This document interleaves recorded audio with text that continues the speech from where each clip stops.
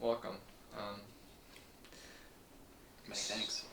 yeah, it's good seeing you again. Good to see you, as always. Shot this interview also this would be the third time. It's true.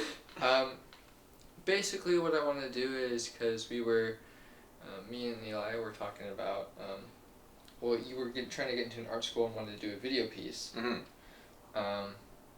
And so I figured, well, why don't we make a lot of these pieces of what you've written? I got a lot of writing, so... And, thought it'd be interesting to do, his own, series of short films. Yeah.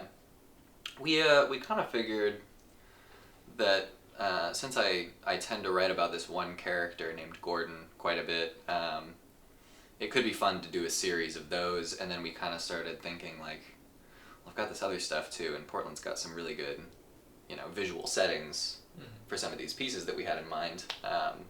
So why not broaden it a little bit? So it's going to be mostly Gordon, and then a few other things kind of thrown in there, I think. But yeah. Just great. I really liked reading them, and we shot the first one the other day, and we have that completed, and it turns out well. And the application's actually due today. It is, yes, and it's not done. So. That's all right. Who is Gordon? How did that start? Yeah, so Gordon was a character sort of loosely inspired by a little cartoon man wearing a hat created by Don Hertzfeld named Bill in a short film called It's Such a Beautiful Day. Was largely the inspiration for the character and style of the writing, but can't claim to have thought him up on my own. He kind of came about when I was in high school. I went to an arts high school where we every year did this sort of performance art piece that was multimedia, and it was writers working with musicians and visual artists and tech design people and even some video cinema people. But I was working on it with a couple friends of mine, Aubrey Poliard and Max Bailey, who are still dear friends, but we sort of created this character, Gordon, together as sort of a catch-all, everyman kind of thing for the feelings or the sensations of superstition, premonition, and dread. So he doesn't have the easiest life as I've written it, but it is what it is. So that was sort of the inception of Gordon, was this one piece from high school, and then I stopped writing him entirely, and as far as I know, so did Max and Aubrey for years, and then I found myself in college having not written a word for pleasure in probably 2 years, and I unfortunately landed myself in a hospital. And I was there for 10 to 12 days. It's a little fuzzy, as manic episodes can be, but just to sort of, hang on to something and have something to do to kill the time, because I couldn't go outside, I couldn't open a window, I genuinely couldn't watch TV. So I had to do something to take up my time, so I just wrote. And for some reason, I was wanting to write about my experience being in this hospital on this psych ward level, because I felt so isolated and I wasn't allowed visitors, and I needed just an activity to connect me to people, something to share. So I started writing about my experience there, but through the frame of reference of Gordon. And, sort of randomly, I start writing these Gordon pieces again, kind of cranking them out one after another, mostly about the hospital, some about school and my relationship and just what was going on in my life. And that was kind of the first time Gordon became a bit of an alter ego for me. I think I've distanced myself from that more in the present, because I hate writing about myself. I like putting my experiences in writing, but anything about me is a no-go. For sure. So it gives me a good way to write what I know, while at the same time also getting a little outlandish and a little crazy with it. So I I start writing these Gordon pieces again, uh, largely influenced by my own experience and world. And then one day on the psych ward, I'm playing chess with another.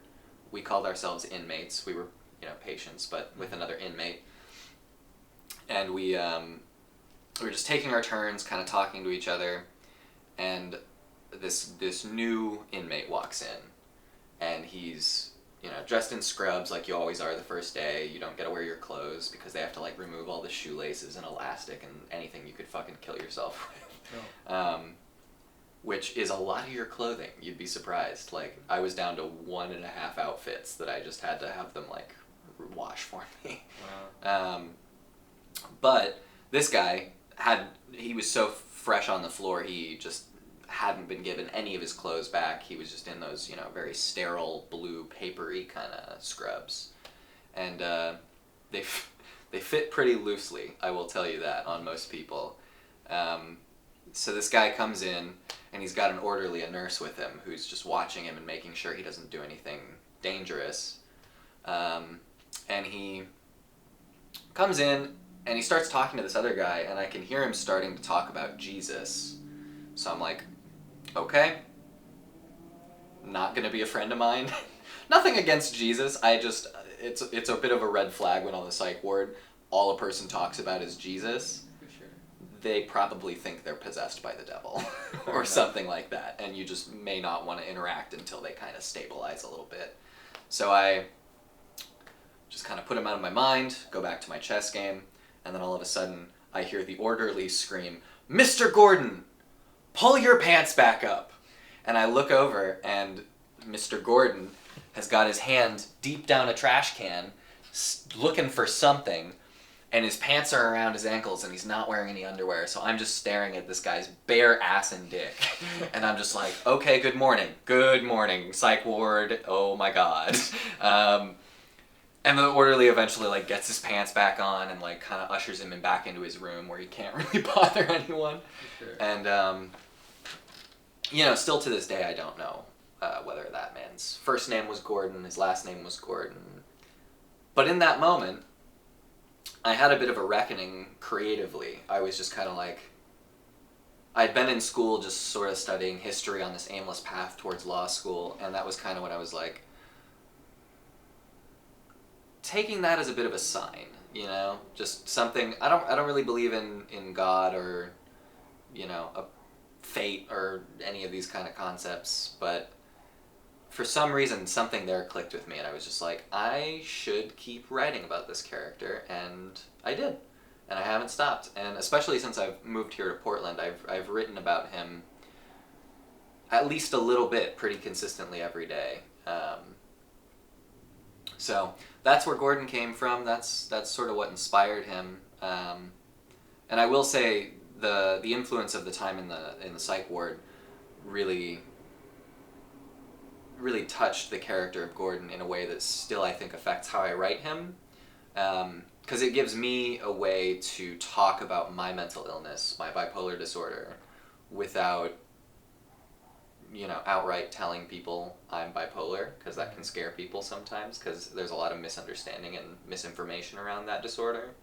But it gives me a platform to talk about my experiences and to sort of give light to my unique position on that spectrum, because it's such a wide-ranging disorder. It looks so different for everybody who has it, with some commonalities here and there. But yeah, I mean, he is to his core a bipolar character. The difference between him and I is I take medication and he does not. Right. So he's very much controlled by his mental illness. Gordon is almost me, as if I just allowed bipolar to be the entirety of my experience. Mm-hmm. And he experiences other things too. It's not like his life is just bipolar disorder, because that's not how it is for anyone with bipolar disorder. It looms large, but it's no one's entire existence. So, just a little PSA about bipolar disorder. But Yeah, yeah. And then the other stuff that I've been writing has kind of just been, you know, drawn from my background in history largely, my curiosity in film and surrealism. I would say my work is pretty visual. I don't play with much, abstract poetry. For sure. My images are very concrete. I almost write like I'm filming something. I'm pointing a camera at different images, telling the audience about them, and then moving on to another image. So, yeah. I do think I was influenced by Werner Herzog, the West German director turned Mr. International.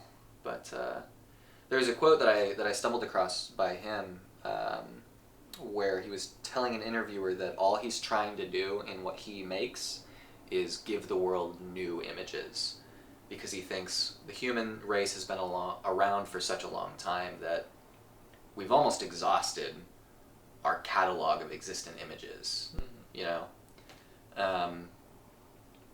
you can film a tree, but I've seen a tree.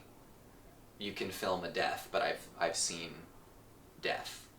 You know, the goal, I think, of Herzog's work, and a goal that I've kind of taken on for mine as well, is to give people new images, new things to read about, but essentially look at,